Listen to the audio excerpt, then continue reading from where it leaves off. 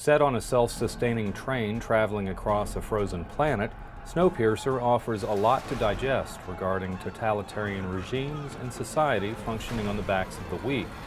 Whether the ideas amount to anything in the end is secondary to the rip-roaring action as the lowest class of writers, tired of their status, revolts to get to the front.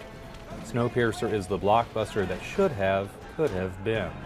Art, beauty, design, and love are eternal as Jim Jarmusch synthesizes his themes of obsolescence and existential fatigue with deep romance among vampires, played by Tom Hiddleston and Tilda Swinton in Only Lovers Left Alive. The immortals don't fear death, but the erosion of what they hold dear through the years. Although the film's mood has the constancy of a drone, Jarmusch spikes the laments of changing times with a good deal of humor. The comedic bohemian mystery of Inherent Vice points toward Robert Altman's The Long Goodbye crossed with The Big Lebowski.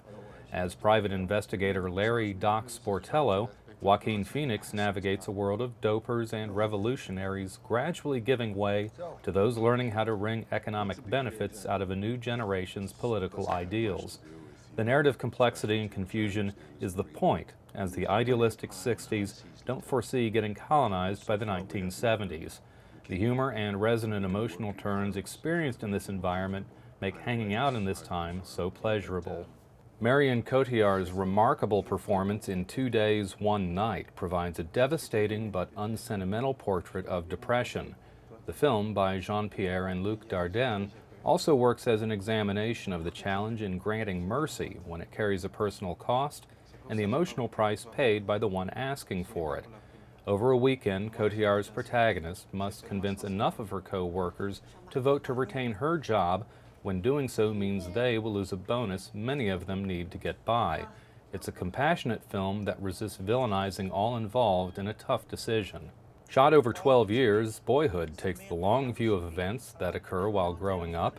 Richard Linklater reveals that what can seem so big or consequential diminishes in time. This highly empathetic film is eager to watch Mason, played by L.R. Coltrane, learn and develop from a pre-operational stage through late adolescence. But it's also attuned to the changes in the parents, as they too must adapt to the challenges of where they find themselves in life. The lurid mystery Gone Girl mixes cheap thrills and pointed commentary about media narratives and interpersonal warfare while steeping it all in acrid comedy. Screenwriter Gillian Flynn does sharp work adapting her novel about managing appearances, and director David Fincher delights in toying with Ben Affleck's image as a husband suspected of murder who's often his own worst advocate in the public eye. In what should be her breakout role, Rosamund Pike is terrific as the missing, personality-shifting wife. The Immigrant features the other great Marion Cotillard performance in a film released in 2014. Cotillard dazzles as a Polish immigrant who arrives at Ellis Island in 1921 and must rely on a shady benefactor, played by Joaquin Phoenix, to remain in the country. This sumptuous and grimy melodrama provides a potent reminder of the sort of things many had to endure and overcome to begin a new life in the land of opportunity. Although the Grand Budapest Hotel possesses an elegant continental demeanor and a confection's appearance, steely resolve and a tender heart are tucked inside. Through ingenious visual design, writer-director Wes Anderson shows how everyday life is what happens while the greater course of history develops around us. The past exists in the brightness and pastels of nostalgic memory and is to be endlessly explored. The Grand Budapest Hotel was not shot and is not projected in 3D, but the camera scans and probes the frame in every direction, lending surprising dimensionality to the flat surface. The effect is akin to examining microfiche. If one scrutinizes every corner, perhaps what went unobserved and was thought unremarkable at the time will be revealed. Interstellar is a film of staggering visual wonder that serves as a kind of amusement park ride through a wormhole and into a black hole. Yet the father-daughter connection bridging space and time may make the greatest impact. Although Christopher Nolan can be characterized as a cold, logical filmmaker, here he searches for the unquantifiable in love and wonder.